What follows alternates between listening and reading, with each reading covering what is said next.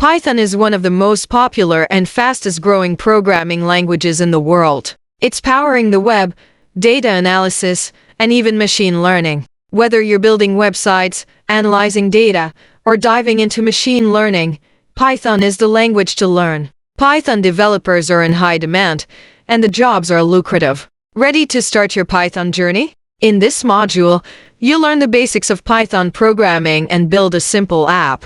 Let's get started. In this module, you'll explore Python environments, use the Python interpreter to run scripts, learn how to declare variables, and finally, build a simple Python app.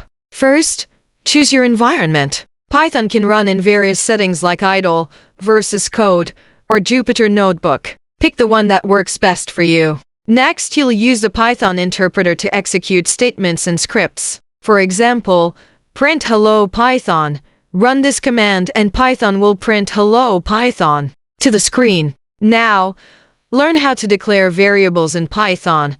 Name equals John Doe, age equals 25. These variables store the name and age, which your program can use later. Finally, build a simple Python app that takes user input and produces output.